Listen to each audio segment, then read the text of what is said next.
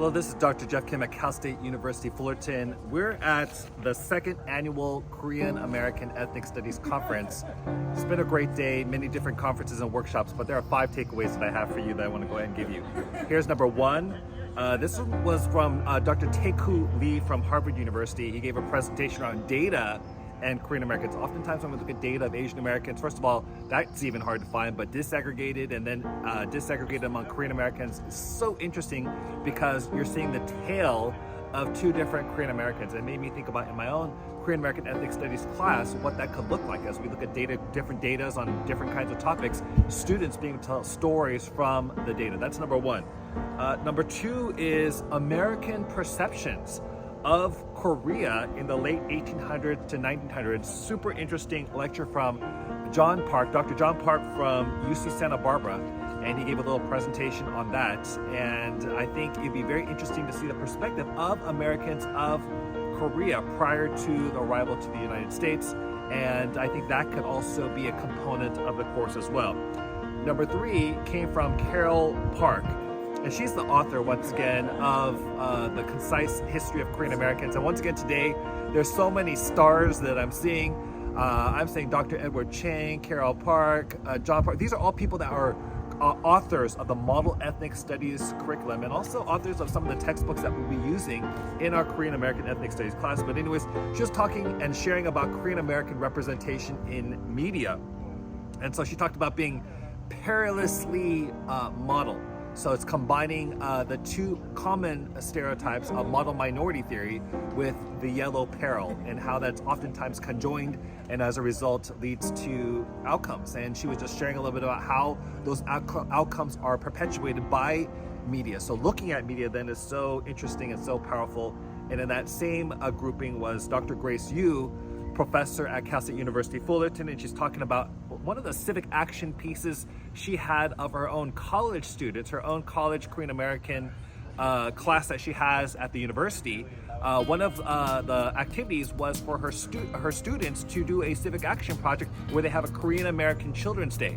And they had so many really interesting activities including crafts, coloring books, that allow students at a very young age to get to know their own story. And of course, this is reflecting back to that virtual museum that I'm hoping to have my own class and my own students creating material that's going to benefit, yes, themselves, but also for others as well. And then finally, the idea of potential interns.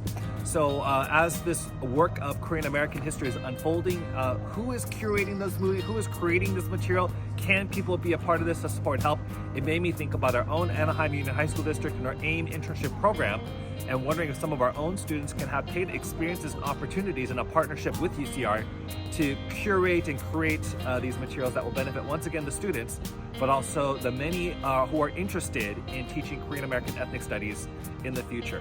Dr. Grace Cho, so glad to see you once again. And once again, Dr. Grace Cho is one of those folks that has taken the Model Ethnic Studies Korean American Studies curriculum and made it so accessible for educators, including educators like me.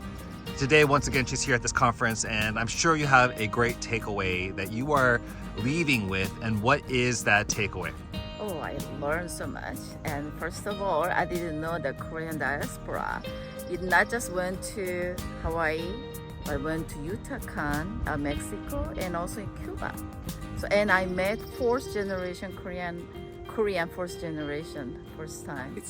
And like Dr. Cho said, it was very interesting to know some untold stories, like how some of the Koreans in 1905 went directly from Korea to Japan and bypassed Hawaii and went straight to Yucatan because there was too many Koreans were congregating in Hawaii. That's an interesting take. And it's after the war at Yucatan that there were really shortage of labor workers. So that's how they were able to bring Koreans there and they settled. And there's some untold stories in some other parts in Central America and South America about early Korean migrants.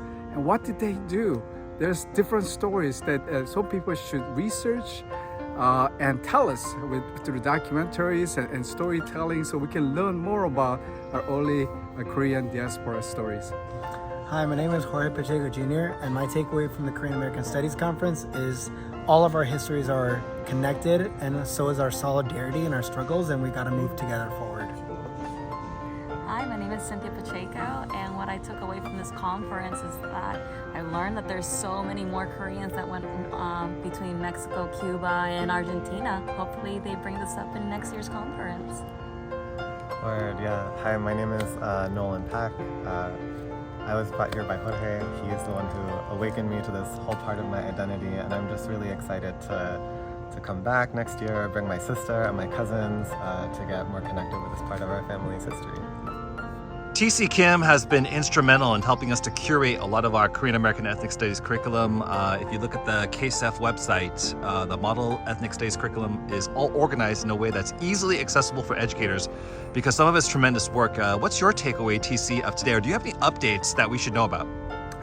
Yes, first we had a great keynote speaker, Dr. Taegu Lee from Harvard University, and who was able to synthesize a lot of Korean American status and data and presented to us the current status that's both hopeful and also concerning a lot of issues that he was able to point out both ways. That was very interesting contrast as we learn about the current status of Korean American in the United States. And I'm here with Brett Taylor, one of the first Korean American Ethnic Studies high school teachers to be slated for 2023-2024. What's some of your takeaways from this conference today?